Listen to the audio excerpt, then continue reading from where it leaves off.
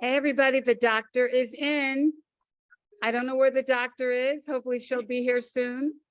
But we're all here. And this week is National Family Cancer Awareness Week. And so we are talking to families today. And hopefully Mo will join us. So we got all kinds of families in and out all around us. So I actually am here with Val. And where are you, Val? And we're in New York at a Share Cancer meeting, and we are hanging out with breasties, and we just met some new breasties just now, and they came in to hang out with us. But I have friends. I have my two children, two of my children, right? And we're going to talk about families and the impact of cancer on families. There's Armo. Hey. The doctor's in. Oh, look at all these beautiful faces. I love it. We got people on and live around. Look, Val's here. Hey, Dr. Mo. How you doing? Oh my goodness. Just met. I know we're in New York at the Share conference, so we're hanging out here, and we're gonna talk about families. Good. So we're gonna talk. It's National Black Cancer Family Awareness Week, and we know that that tumor in our bodies. That tumor isn't just our tumor; it's everybody's tumor. The whole family is affected by that stupid tumor. And so, how are we dealing with it? How have we dealt with it? We have mamas that had it young, daughters that had sisters that had it. And we're just going to talk about families. We've got some of my favorite families, and we're just going to bring it. Christine's coming on. She just got married. She's going to be on with her new mother-in-law. And we got lots of stories to tell. So I'm going to make Ari start because she can help everybody else out, and they're all like a little nervous about what are we doing, Ricky? Like, what have you done to me? So Ari's going to show how easy it is, right? And she's got her sissies here and her baby nephew, Kai, who is like a little butterball cutie pie.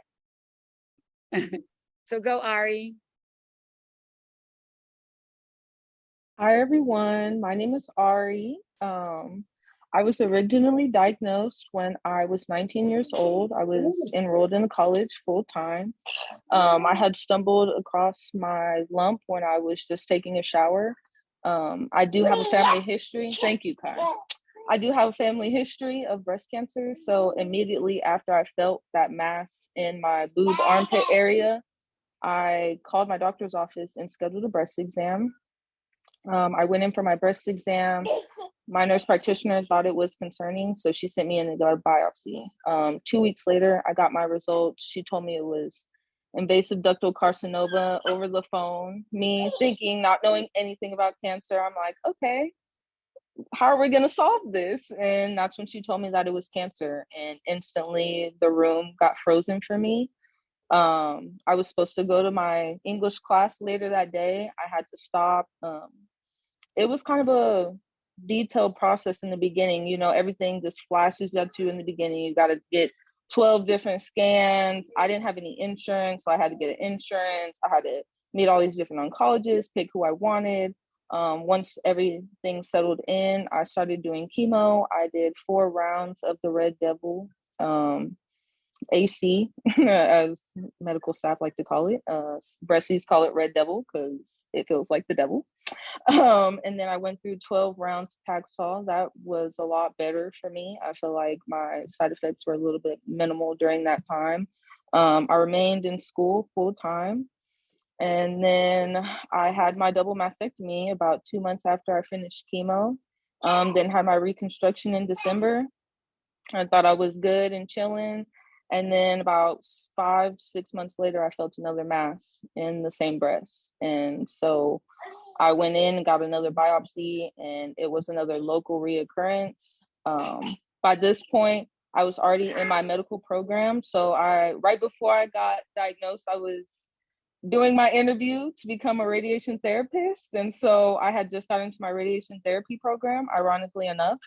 And then I had to go through 2 more surgeries. I had to get a lumpectomy. And about a week later, they did my pathology report, and they said there was still some cancer in there. So I had to go in for another surgery. Mind you, those 2 surgeries, I went to class right after that. I didn't want any of my classmates, diagnosing me, because we had just learned about every single cancer in the book and what causes every cancer and statistics and stuff. And so yeah, I went through those 2 surgeries, kept it pushing. Then I went through 7 more rounds of chemo. And then I actually had to do radiation the second time. The first time I didn't get radiation is because of my gene mutations. I am BRCA positive, but I also have a gene mutation called TP53, which pretty much my cancer fighting cells in my body don't work as good as everyone else's, or it doesn't work at all. So the combination of that TP53 and BRCA, thank you. I'm so sorry, y'all. I'm on babysitting duty. And yeah, so I finally got through all of my treatments and radiation. Mind you, I was still in my program, so my actual doctor's office was my clinic rotation while I was in school. So when I was getting chemo, I was treating everybody throughout the day, and at the end of the day, I would go get chemo. And then when it was time to do radiation, I was the first patient of the day, and then treat everybody else in the rest of the day. I still graduated on time from Texas State University. Yeah, I actually did get straight A's that last semester I was in college, and that was like the most busiest, because I just met Ricky, and she's like, you got to be on this show, you got to do this. So I was doing lots of things with her while going through clinic rotation, cancer treatment, school, the whole 9. And now I'm the HBCU internship of Touch, and I do all types of advocacy work. My logo is I treat cancer patients during the week, do cancer advocacy on the weekends, while being a cancer survivor. So giving back to my community medically and in advocacy. Well, I love that. Wow. Where'd your history come from? So my BRCA gene mutation came from my dad's side of the family. So my dad is half Mexican, half white. So it actually came from my white grandmother. But on that side of the family, I'm the only grandchild that has the BRCA gene mutation, and I'm the only Black grandchild on that side as well. So it's kind of ironic. But from your dad's side of the family, people don't know that it could come from your dad. You know what I mean? It came from your dad's side. Yes, but I do have breast cancer on my mom's side as well, but my gene mutation does come from my dad's side. And then my second gene mutation, they haven't found any traces in my family, so they think I might be the first one with it. So introduce your sis. So this is my sister, Sterling. She lives in Little Rock, Arkansas. Ironically enough, again, me and Sterling are only 3 months apart, so we're like twins almost. We like to say that. So can you put her on camera for us? She's right there. She's on here. Oh, Sterling. okay. Raise your hand, Sterling. Hi. Hey, there you are. Okay. Awesome.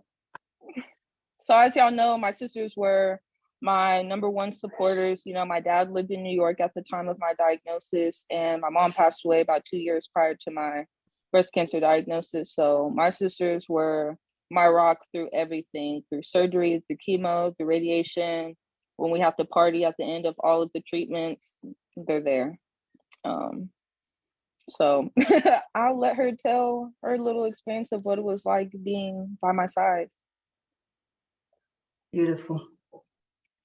Well, only being 3 months older, you would think we do have that more twin dynamic, but I've always felt very protective over, my siblings. And she, at the end of the day, is my little sister. And so while she was going through college and dealing with that, I also was going through college. And you just have to really be adaptable, I feel like, to support the people in your life when they're having health problems, because I feel like, especially on my sister's cancer journey, it was just a lot of grieving the person she was before her diagnosis. And while she can focus on her health, and that's where we really need her mind at, I felt really responsible for helping her grieve the loss of who she was beforehand, and just making sure that she didn't lose touch of who she is going to be and how she was going to come out the other side of this, because we always knew that she would come out the other end healthy. And it's a great thing to focus on the health, and it's a great thing to be the advocate she needs in that sense of reminding her that she's healthy. But we were very blessed, and we knew that she was going to come out the other side. So it was really just making sure she remembered to slow down and remember to see how strong she was being. I mean, she told you how much she was doing. She doesn't slow down very often. So you just have to give her that back support. She doesn't always want it, but you just got to be there. And I feel like that we all just tried that very hard. There's 4 of us, so we're a tight knit little family. I love that. Wow, that's really beautiful because you didn't say we try to change her, right? And we try to get her to do whatever. You say we put our hands behind her back and we hold her up. And I absolutely love that. That is what the picture of support really looks like. Oh my goodness. Yeah, Right. sis, you almost had me crying on here. Like, Well, none of us as the support system will understand what it's like to climb the mountain, but when you love somebody, you share everything that they're doing. You feel their pain. You feel those movements. So it might not have been me facing it, but I'm so proud of her to come out the other end and be this advocate and do things and be a part of Touch. And I'm so grateful for you ladies to have brought her into this community because she really needs that side of her celebrated. And you all deserve to be celebrated in that sense. And so this is a great, beautiful thing. And thank you for having me today. Thanks so much for being. It's great to meet you. You're the only one I haven't met. So I know. I've been hiding from you, Ricky. I know. I'm gonna find you. Oh, Karen, you want to go next, boo? Hello, everyone. My name is Karen Lindsay. I was diagnosed with HER2 positive. Then my mother was diagnosed with breast cancer. And then my sister was diagnosed with breast cancer after that. So we all been diagnosed with breast cancer. We do not have the gene. So my journey that we know about. We don't have a gene that we know about. Right. I've been tested twice and it did not come up positive for any of the genes that they were testing for. So I did chemo, radiation. I had the red devil. And, I got really sick on the red devil. I went down to a size 2. I don't know. That's all I want to say about it. It was a kind of a rough journey, but I made it through it. And then I think 5 years later, you were diagnosed. Yeah. 2014. Miss 2012. Yeah, 2012. So I was diagnosed in 2003. And Angela, you was diagnosed when? In 2020. She was diagnosed in 2020. Yeah. So we all have had a battle on our hands and, fighting this journey. But you want to say something more? Well, the hardest part for me is being her supporter is that she lived in Maryland and I lived in Texas. So even though I made trips to Maryland, it wasn't like being able to be there through everything all the time. So she had some rough times alone that bothers me. She had good friends in Maryland and they were very supportive. And, and they kept in contact with me and I talked with them, but it wasn't like being there myself, so that was the hard part. Yeah. And where'd your sister live when she lived close to your mom, right?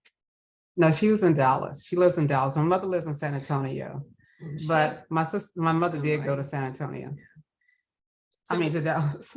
Yeah, so for me, when I discovered I had breast cancer, it was a little bit different for me because it came to me in a dream a month before I was diagnosed, and I dreamt about it 3 times. And the third time I dreamt about it, that where my cancer was, I dreamt that I had 2 cuts. Someone had cut me open like I was in surgery. So I went to the doctor. I already knew that it was, I was telling my mother, I said, this is it. And she says, no, you're going to be fine. I said, I can feel it. I know this is it.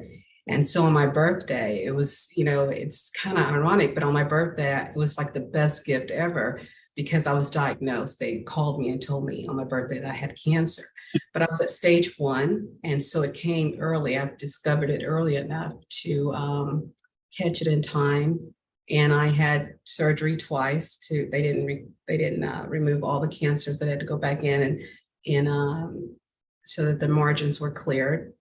And I only had radiation, but it was indeed, that year was a gift of life, because I've been so busy with my daughter, raising her, being in all those sports activities, that I wasn't taking time. And every time I would go to my OBGYN, he would tell me, you have got to go get your mammogram. I'm like, yeah, I'm gonna do that. I'm gonna do that. And it was 3 years that I hadn't gotten it done. And if it wasn't for that dream, I wouldn't have gone to have a mammogram. And so I feel really blessed that that came to me in a dream, and I was able to catch it in time. Hmm. Wow. So it came to you in a dream. That is really something. You know, we got to pay more attention to our dreams, because a lot of people during COVID didn't get theirs, and we just still keep putting it off and putting it off because things got busy and we started to travel again, and we want to do the things we didn't get to do when we were locked up. And you know, it's hard, I think, to help people understand why you got to make that time. And even if we hear it in dreams, right, it's God is nudging us Yeah. to get it done. Yeah, wow, wow, wow. But the fact that the three of you, and you have other siblings, right, Karen? You have a Yeah, brother. I have a sister and two brothers. I have another sister and two brothers. Yeah. She has had some cysts that were negative, but luckily, she has not been diagnosed with breast cancer, and neither one of my brothers. So, Wow, wow, wow, wow. All but right. So Christine and David just got married. They had a fabulous wedding with it was just amazing. The food was awesome. Everything about it was magical. She did. Princess Fairy wedding. And she now has a new mother in love. And so want to tell your story, Christine, baby? Well, it's not my story to share, so I'm going to have Mama Haynes share this story. Okay, so I was diagnosed in 2002. I just went to my OBGYN, and she, did a check, and she said there was a lump. I didn't know there was a lump. So, went to the biopsy and the whole works, and they said it was cancer. Luckily, it was stage 1. So I had a lumpectomy and radiation, and that took care of it. During that time, I was able to work and do everything. I think I did pretty well. It wasn't bad. My mother or nobody in my family has it. I have 2 sisters, no relatives who I know have it. They asked me if I had any relatives, but none that I know of have had breast cancer. And then that was 2002. And then in 2012, 10 years later, the first one was the right breast. And 10 years later, I went into my doctor's office to celebrate 10 years, and I had a cake, and all the staff members were going to celebrate. And when I went in for my checkup, he said, "Oh, let's check this here. I don't like the way this looks." And did an ultrasound, and then sent me for a thing. The other breast had it, the left one had it. So the first time when I had the lumpectomy, I did a lumpectomy alone. But the second time I had a lumpectomy with a lymph node dissection, so they checked the lymph nodes.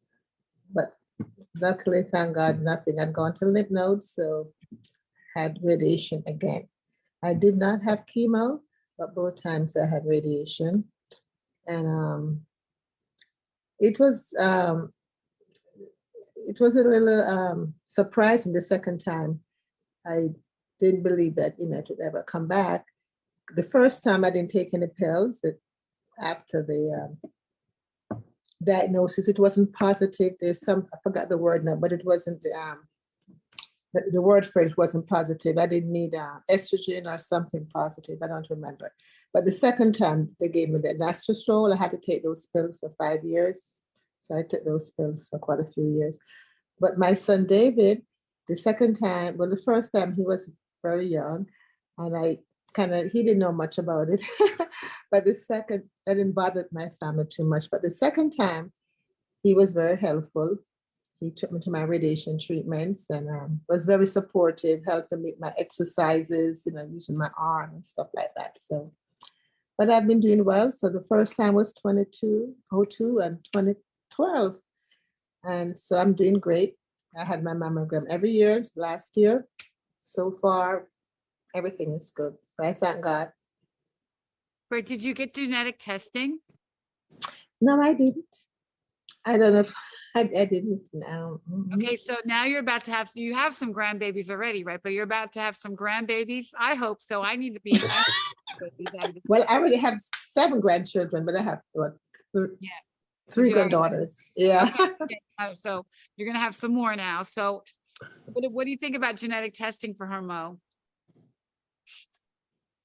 I think it's absolutely something to talk about. It's indicated, the guidelines say that any woman now with a breast cancer diagnosis should get tested, especially in a setting of family history, but even when there isn't, because sometimes men carry the mutations and they don't know it because they may not get breast cancer, right? And so they pass it on to their daughters. So I think it's definitely worth talking to your doctor about and really considering, because it can help the families to know how early to start screening too, especially if for women who are already past menopause. We always say, okay, start at 40, but if there's a mutation, they should start younger than 40. And the debate about whether or not Black women should start earlier is still ongoing, but definitely if there's a mutation in the family. So it can be a helpful conversation, and it can help open up the conversation about all the family history, because they're going to ask you about not just you, but any male relatives, any other cancers, anything else. And it can help start that conversation if there are challenges in families having that conversation. Because I know so many like mine,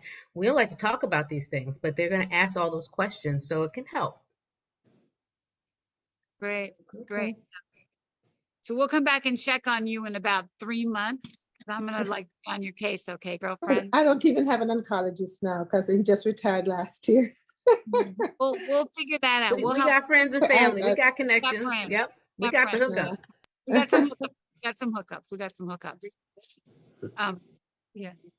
All right. So I'm gonna, before I go to Evelyn, I have some friends who I just met. We're gonna let them come on real quickly and come on over and sit with me. Here, you sit right here.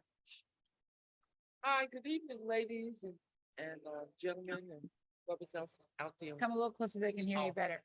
Hello, hopefully you can hear me. Hi, my name is Marsha Van Dusen. I'm in Jamaica, Queens, New York, and I've had an opportunity to meet these lovely ladies, Miss Ricky, Miss Valerie of your group, and they invited me to come on your particular group this evening because we're at this SHARE conference. Very good conference. And I'm a 15-year cancer survivor. I was diagnosed in 2005 with HER2 positive. Basically, I have not had a recurrence of any kind. I remember when I had my surgery, and a portion of my prognosis was, at that time, I don't know, I know there's a little controversy these days about taking people lymph nodes, but my lymph nodes, they took about 18 and none of them had it. So I'm grateful and blessed and highly favored by the Lord that it ain't never came back to me. And I was able to come forth to tell this story. And I'm part of Harlem Share Group in New York City, which is, we have a special group of Share, which is and you can check us out on the internet, and you're welcome to come and participate with us. That caters to the Black experience. In other words, people like you talking to the people like me, and that's just keeping it 100. And thank you for this particular opportunity, and I look forward to participating at a future time in activities that you might have that I can participate in. You have daughters, sons, kids, sisters? Oh yes, I'm sorry. I am married. I have one child, and I raised my son and my niece. But yeah. And right now, as far as being, my husband was a great supporter. His mother was a person that had breast cancer. She passed away, but that was shortly before I had met him. And at this particular time, my husband he was diagnosed with stage 1 prostate cancer. So I'm giving him what he gave me, and I've been married this is gonna be my 26 years of marriage. So thank you. Woo! Wow. Thank you What so a much for blessing. joining. Yes, What a a blessing. blessing Come on. for sure. Hello, hello. Good evening, everyone. My name is Imelda Greenaway. I reside in Harlem, USA. Harlem. And as Marsha mentioned, that we're part of the Harlem group, which is under the auspices of SHEAR that provided this cancer today. That segment, we have Harlem SHEAR, you have Latina SHEAR, you have Asian SHEAR. So this is for us as Black women and Caribbean women. There, we could just speak freely. I was diagnosed in 2006 with, according to the doctor, stage 1, stage 0, DCIS, and one doctor at Beth Israel, she said, oh, well, you know, we're gonna do a mastectomy, a lumpectomy, gonna go on tamoxifen, I said, ooh, hold up now. That's too much for me. You said stage 1, stage 0. I have common sense. I think that's too much. And I said, you know something? I need a second opinion. She said, well, you better hurry because we have a bed here for you. I said, bed for whom? I just spoke to you, miss. And I said, you know what? Tell me where can I go to get my records? Now the nurse came in after the fact and she took my blood pressure. You know, my blood pressure went over to the roof. I said, nurse, now with that diagnosis, if I felt, ladies, like someone hit me in my pelvic, in my stomach with a 2x4, I said, Lord, have mercy. I said, okay, let me center myself. I went and I asked them, how could I get my records? And I called up the insurance the next day. I said, I'd like to get a second opinion. Went for a second opinion under the same auspices at St. Luke's, and a male doctor, he said, well, Miss Greenaway, at some point, some of us get cancer, some of us don't. What would you like? I said, well, according to the reports, I just want to have the lump removed and I'm going to do radiation. He said, fine. He said, however, according to the lab report, you're very anemic. I said, don't worry about that. I'll get that together. I just want to make sure the surgeon that I have, that I will be able to get what I want. And then my cousin, she said, oh my God, you're losing too much weight. Look, see how skinny I am? My nerves, oh my Lord. She said, okay, Imelda, there's an Indian doctor in Queens, New York. I'm gonna give you his information, call him to find out if he takes your insurance. God was so good, he took my insurance. I took the train to the last stop and I took a bus way out in Queens. He said, okay, Miss Greenaway, I have all of your lab work here.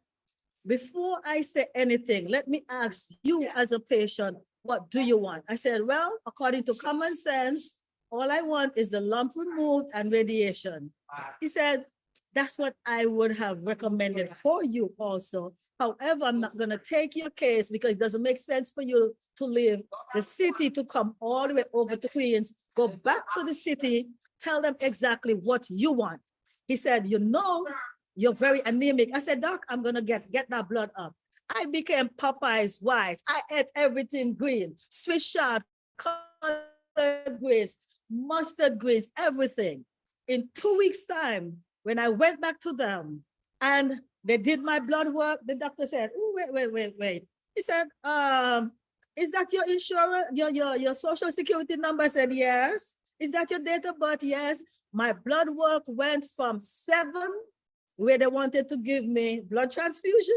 I said, I don't want anyone's blood, up to 11. They could not believe it. I said, I told you I was becoming Popeye's wife. So I told them, so all I had was the lumpectomy with radiation. And within our group, our facilitator, I have this little rock here. I went last week in New York. It says gratitude. It says gratitude. And she would say, okay, please introduce yourself and ask what you're grateful for. And I always say, I'm grateful for life, because when you lay in your bed and you open your eyes, you are awake, whatever else happens.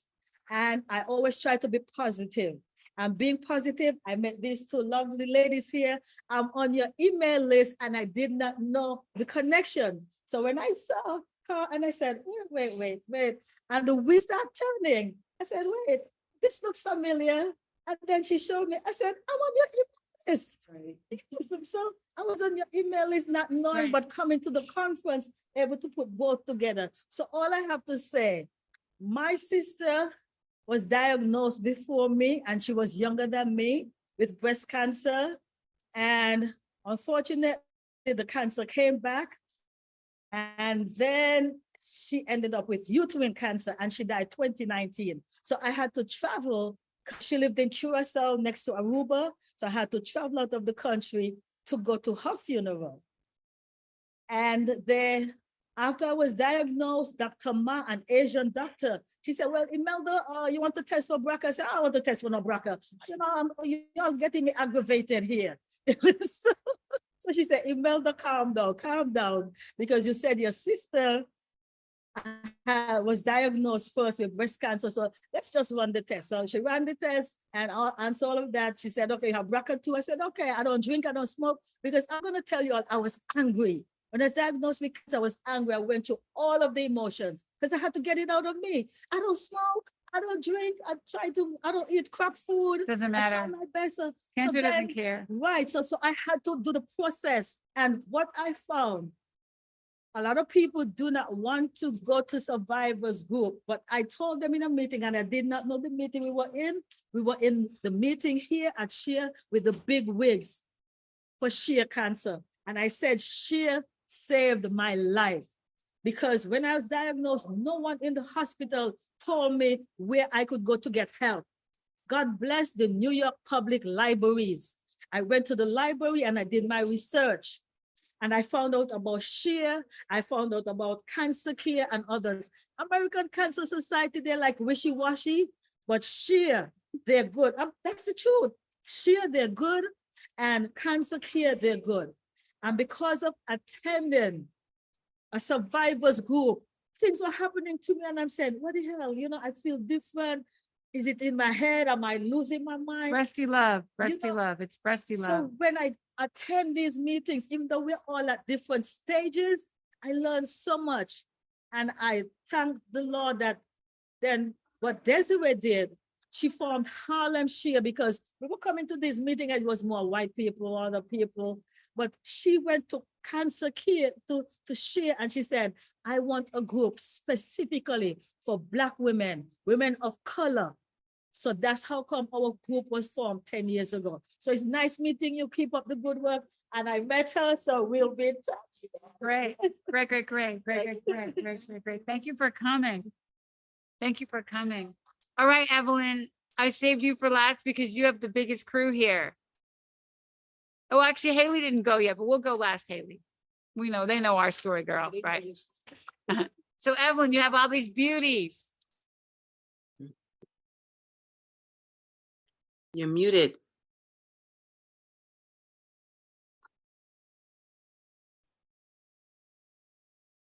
Evelyn Ross. Good to meet all of you ladies, and you're just beautiful Black women, and it's always good to meet Black women and breast survivors. I was diagnosed with breast cancer, and my first was 1988. I think 3 weeks prior to find it, and I found it myself, I just had a breast exam, and my doctor was demonstrating, showing me just how to rubber my breasts and what to feel for. A week later. How old were you and how old were your kids then? Oh, gee whiz, come on, Ricky. It's a long time ago. I was in my late, probably 39, maybe 40. Yeah. Oh, you were young. Yeah, I was, yeah. Yeah, that's when it happened. So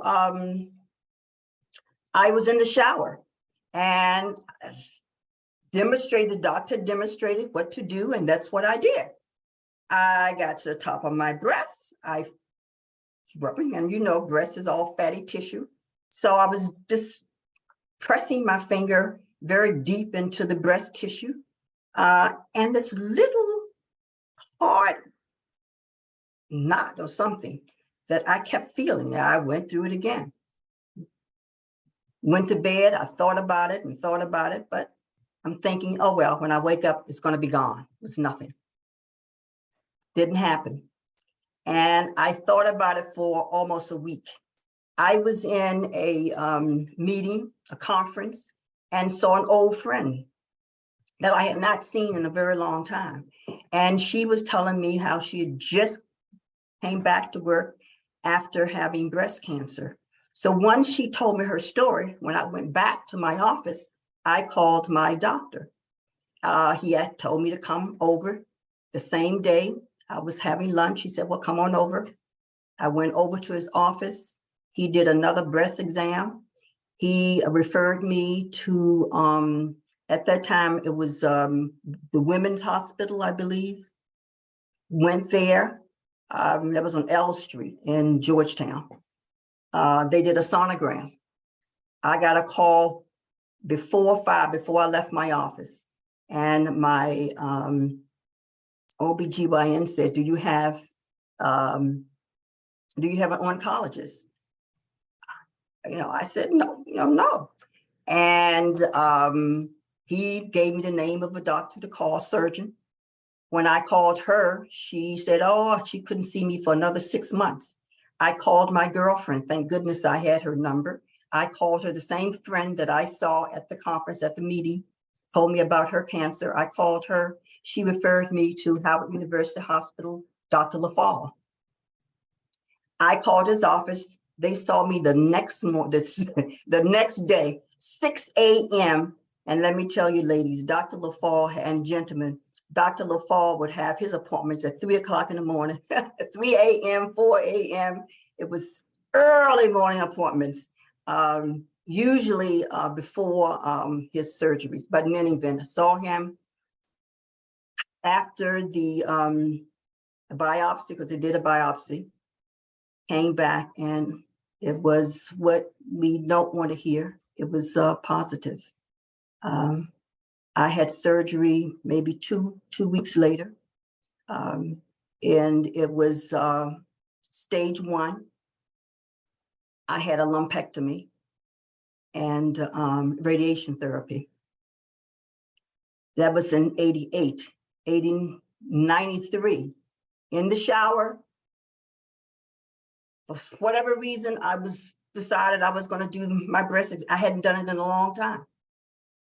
I felt the same thing that I felt when I felt the first one. And I knew what it was. As soon as I touched it, I knew exactly what it was.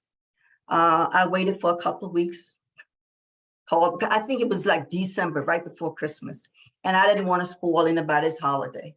So I waited for a couple of weeks and saw my doctor. He confirmed it. Had this time, same breast, by the way, ladies, my left breast. And we decided to have this breast removed, a lumpectomy, and I did. And my daughter, who's not on right now, was away in Europe. She was doing her sophomore year in Paris.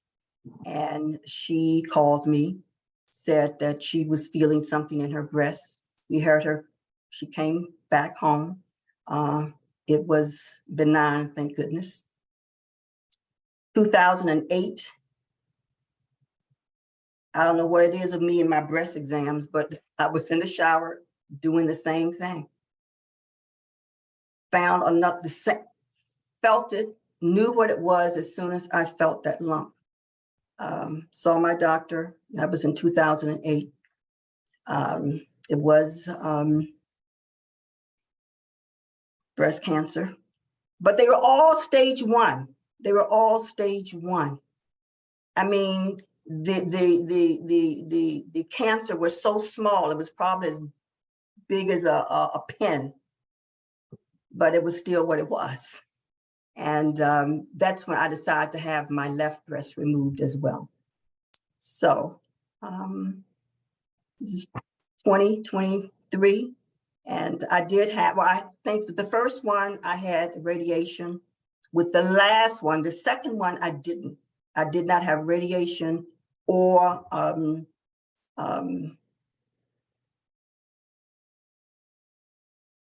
didn't have anything. Chemo, you just had surgery? You just had surgery? Right. Okay. No, I did have, let me go back because Yeah, 'cause all you were this happened taking, so long. I think. Yeah, I was taking my tamoxifen at the time. And with the third one, it was when I had that breast removed and I had radiation, not radiation, I had chemo. And chemo was with my 2008 breast cancer. After that, I was on tamoxifen. And this is 2023. And I thank God every day that I'm here. And my girls, my family, my daughters. And you have 2 daughters. I have 2 daughters and a son. My son was away. He was in college. Was Dax in college at that time, or was he? First time, no, he was in high school. Yeah, the first time high school. The second Yeah. time he was Yeah, away. I was a he was senior. at Rutgers. Yeah, Mhm. I was So a senior. Leslie, my- you tell the story from What I'm hearing is you, a walking miracle. I I know. love it. Yeah. Leslie, you tell the story from your perspective. How old were you when all this was happening? The first time my mom was diagnosed with, I was in college, my junior year, the end of my junior year, and I remember I had something due. I went in, and I was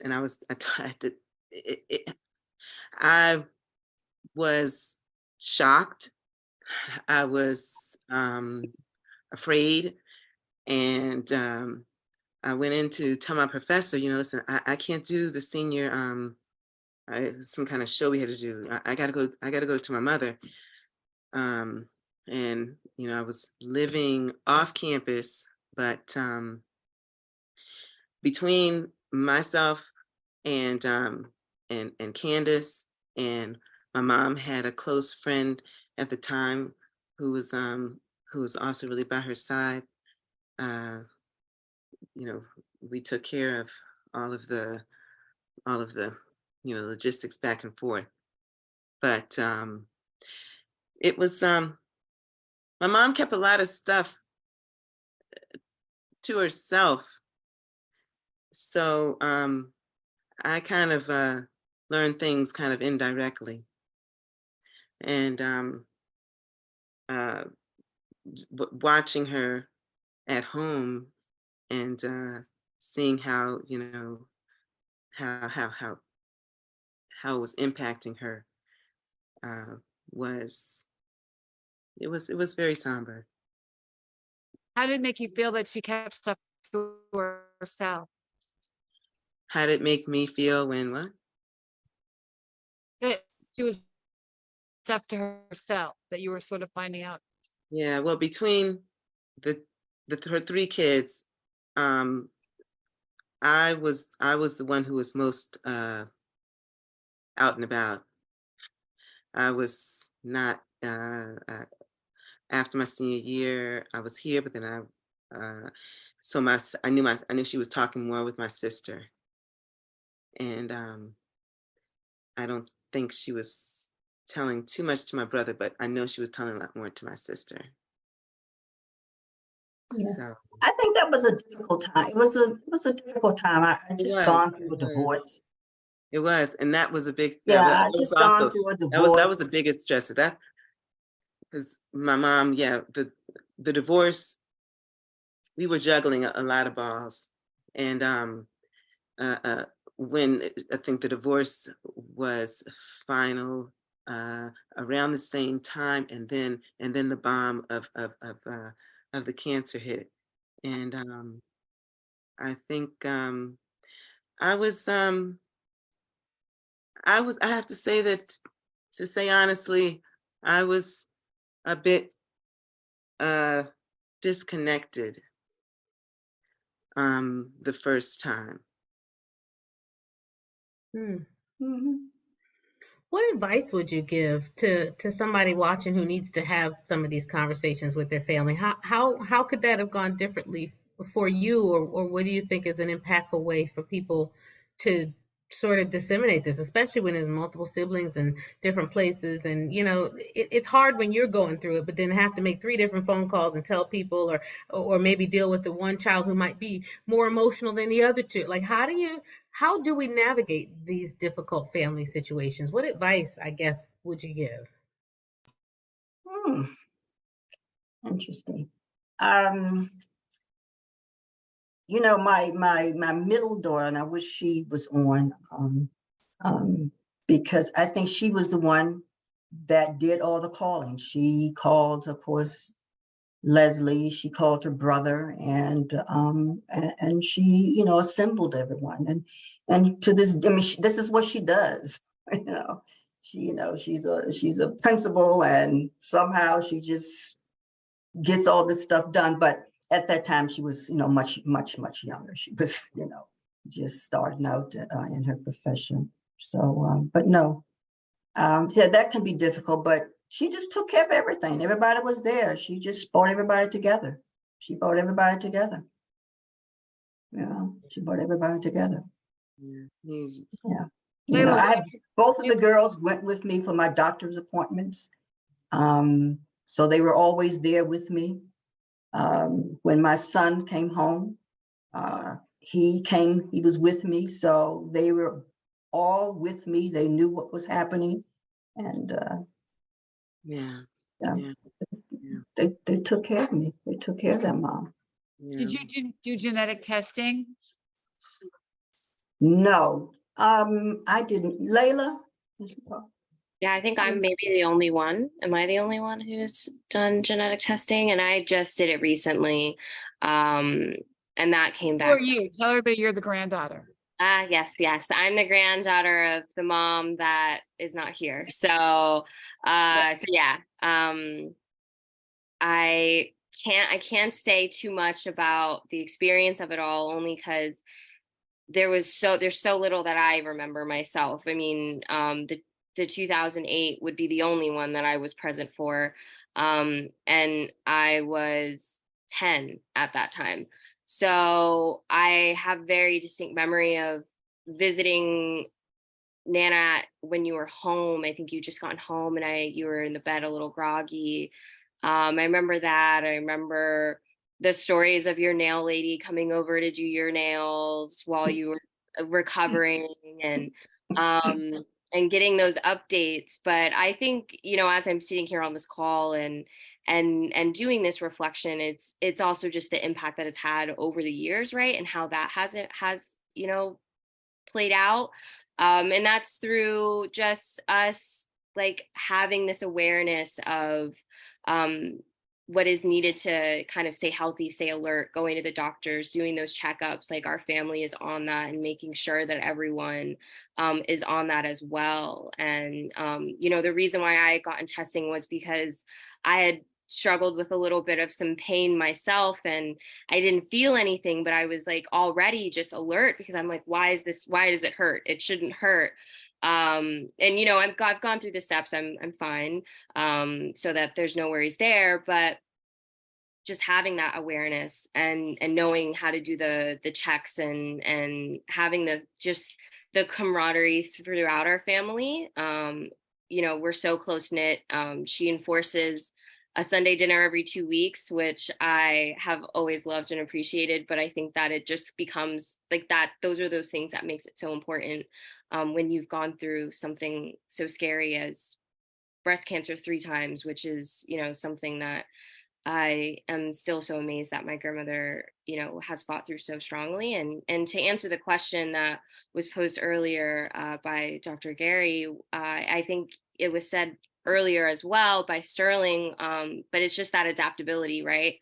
We just have to figure out what to do best and how to show up best and what we can do best given all of our circumstances. And so, my mom has that ability to kind of just wrangle and delegate. And so she took that on, but everyone in the family did their part and helped out and just remained, aware and at an arm's length to just be like, how can I help? So, knowing that and knowing that my family had that support from one another is also just really comforting for me, to know that we all can come together in that way. So, remain adaptable, remain just helpful. I kind of want to with my mother. there. Layla, how old are you? No, how old are you? How old am I? I'm 25. We won't tell. My grandmother won't tell, but I'll tell you. I remember going, Ricky, my mom mentioned her doctor, Dr. LaFall. And when I went with her to, was it the second or the third? It was the when they did the reconstruction, and then because there was Dr. LaFall, then there was Dr. Frederick. Dr. Frederick. But I went with her to Dr. LaFall's appointment.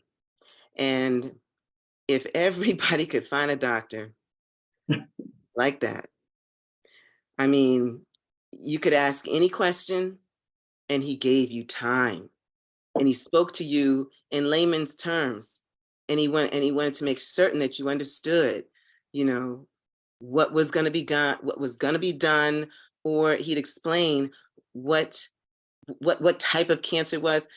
It was, and that was very, very comforting, and it really helped to settle the anxiety that I knew I was feeling. But then to look and see my mom, she really felt familiar and really felt secure with the one who was going to be in her body. Wow, that's something I think everybody can take to heart, as far as, one, finding that good fit, but two, bringing family with you, because it sounds like it was good not only for her to be able to have you all there, ask questions, hear the same thing that she heard, so you can go back later and say, did I hear the doctor say this? And everybody say, yeah, the doctor said that, or no, the doctor didn't say that. But also it helped to put your mind at ease and put confidence in the process and be involved. And I think that is something we were definitely missing during COVID, right? During COVID, you couldn't bring anybody, and there was such an isolation. Are you shaking your head, right? You saw it firsthand. Well, I was gonna first say, with the family member coming and taking notes, I always encourage that to my patients. I'm so grateful my family did it the first round. By the second time, I knew everything.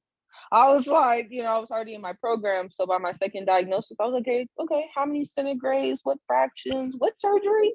I'm like, okay. Like, they didn't need to take notes the second time. But the first time, I'm so grateful, because like your mind is kind of clouded and you're hearing this terminology and all of these things for the first time. I always think it's so important to have a second person there. But COVID, It was really hard doing that. I had to go through chemo all by myself. And so on my last day of chemo, my Sterling's mom surprised me, and she made everyone record me like a 2-minute video telling me congratulations, because my first time I had like 6 people in the chemo room when I finished, and this time I couldn't have anyone. So I was just sitting in the chair watching all the videos, crying and stuff. And luckily I had a breasty friend that was still a patient of the office, and she came and sat with me. But that's only because she was still a patient there. But yes, that was a horrible time. I'm so glad that things are changing and we're allowed to bring family members back and stuff, because y'all don't know how incredible you guys are to support all of y'all family members. It's amazing.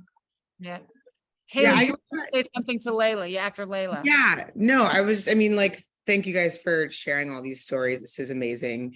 And I kind of just wanted to share a piece about, one, to your family's circumstance, because it's really interesting, because I feel like we're all at different life stages when these things happen. And it's really important to acknowledge where everybody is. I too was in college and my mom got sick, and it was like this foreign experience. And how do I deal with this when I'm not with her physically? I was very fortunate to have a school that was on quarters. And so I was able to go home when she was on chemo and go spend my winters with her and just take classes in the summer and finish on time. So it worked out for me that way. But I more so was speaking to Dr. Mo's question really about what advice I would give. And it's really about empathy and making sure that you understand what care looks like from your family members, because within your family, care could look very different. And I know that me and my sister personally care for our mother very differently. And I can't be mad at her because her version looks different than mine. And so I think that's a lesson that we've learned as a family, something that I'm continually pushing my mom on as well, to make sure we understand that like care can look different from different parts of the family, and you should not judge or feel as if someone's not doing enough, because that just gets into this downward spiral of arguing. And I think it's important to just have empathy towards the different kinds of care that you see in these family structures. Haley, I love that you said that, because the second question, the follow-up question I was going to ask was, what happens if you have a family member who is perhaps not the most helpful?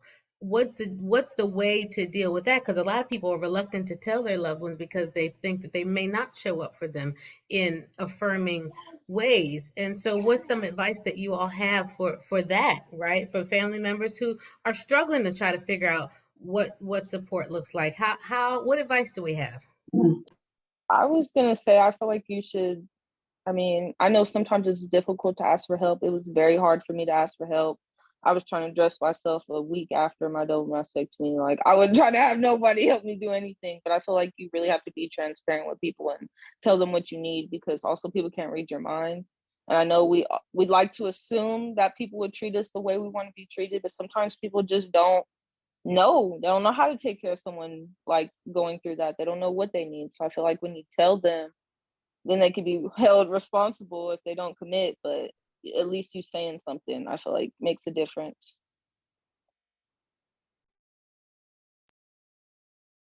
Yeah. Wow. So I love all this. This is so great. I don't even know what sounds speechless, which is never happens. But I think we all have to learn from each other, and you don't really know how to react when it happens to you, because who ever heard of this before, right?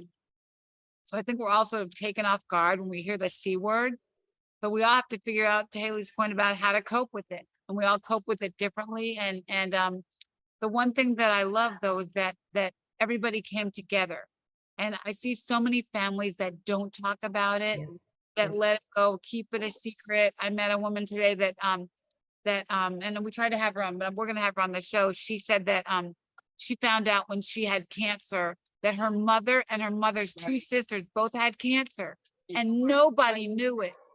Nobody knew it. We'll have her on another show. Yeah, I've heard. Yeah, but nobody. So 3 sisters had cancer. Now the daughter and the niece has cancer, and nobody knew it. Nobody talked about it until she got sick.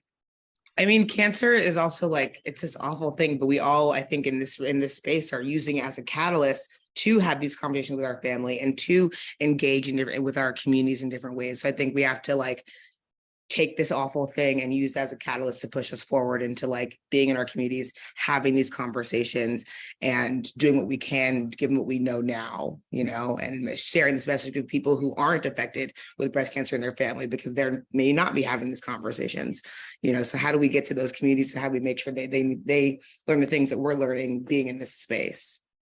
And it's a springboard really to have conversations about other health practices, right, in the family. So we could do a poll, but we don't have to, and say how many of you are now accountable to and for each other for other things, right? Who's talking about checking that blood pressure? Who's checking in on that diabetes and that A1C? Has this lesson translated into other areas? And if not, I think that's something that we really need to consider and look at too, because once the cancer's over, everything else that we had still there, the thyroid, the heart disease, the hypertension, all the things, life is still life, and depression, right? Can we be accountable to each other for the other stuff that's not cancer? Yeah, for everything. Yeah, it's a family, everything is a family issue. Yeah. And when you start to talk about it and share the stories, I know that, Karen and, you guys all had cancer, but you could be the leader in the family and tell them how to cope because you had it first, well,